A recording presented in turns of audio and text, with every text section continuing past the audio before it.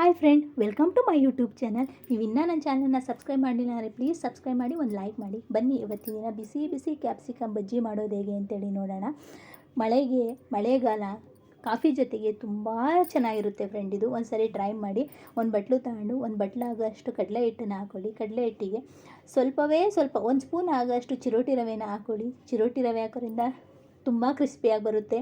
3 spoon ಆಗೋಷ್ಟು ಅಕ್ಕಿ ಹಿಟ್ಟು, ಒಂದು ಚಿಟಕಿ ಸೋಡಾ ಹಾಕ್ಕೊಳ್ಳಿ. ಒಂದು ಸ್ಪೂನ್ ಆಗೋಷ್ಟು ಜೀರಿಗೆ ಪುಡಿ ಮತ್ತು ಇಷ್ಟನ್ನು ಹಾಕಾದ್ಮೇಲೆ 1 ಸ್ಪೂನ್ ಆಗೋಷ್ಟು ಅಚ್ಕಾರದ ಪುಡಿನ ಹಾಕ್ಕೊಳ್ಳಿ. ಯಾಕೆಂದರೆ ಅದರಿಂದಾಗಿ ಇಷ್ಟನ್ನು ಒಂದು ಸರಿ ಡ್ರೈಯಾಗಿ ಮಿಕ್ಸ್ ಮಾಡಾದಮೇಲೆ ಸ್ವಲ್ಪ ನೀರು ಹಾಕ್ಕೊತ ಒಂದು ಬಜ್ಜಿ ಹಿಟ್ಟಿನ ಅದಕ್ಕೆ ಮಿಕ್ಸ್ ಮಾಡ್ಕೊಬೇಕಾಗುತ್ತೆ. ಬಜ್ಜಿ ಹಿಟ್ಟಿನ ಹದ ಬಂದಾದಮೇಲೆ ಅದನ್ನು ಒಂದು 10 ನಿಮಿಷ ಸೈಡಲ್ಲಿ ಇಟ್ಬಿಡಿ. ಅದು ಸ್ವಲ್ಪ ಒಂದು 10 ನಿಮಿಷ ನೆಂದರೆ ತುಂಬ ಚೆನ್ನಾಗಿ ಬರುತ್ತೆ. ಎಲ್ಲವುದು ಹೊಂದ್ಕೊಂಡಿರುತ್ತಲ್ವ, ಅದಕ್ಕೋಸ್ಕರ ನಾನು ಒಂದೇ ಒಂದು ಕ್ಯಾಪ್ಸಿಕಮ್ ತೊಗೊಂಡಿದ್ದೀನಿ. ದಪ್ಪ ಕ್ಯಾಪ್ಸಿಕಮ್ ಆಗಿರೋದ್ರಿಂದ ನಮಗೊಂದು ಸಾಕಾಯಿತು.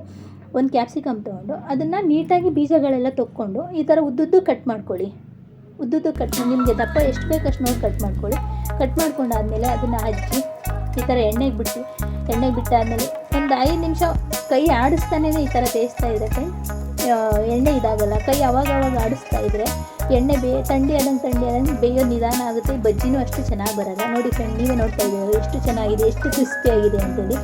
ತುಂಬ ಚೆನ್ನಾಗಿತ್ತು ಫ್ರೆಂಡ್. ಟೇಸ್ಟು ಅಷ್ಟೇ ನೆಕ್ಸ್ಟ್ ಲೆವೆಲಲ್ಲಿತ್ತು.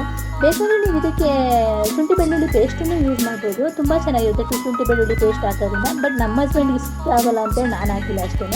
Thank you friend. ಈ ವಿಡಿಯೋ ಇಷ್ಟ ಆದರೆ ಲೈಕ್ ಮಾಡಿ, ಶೇರ್ ಮಾಡಿ ಫ್ರೆಂಡ್.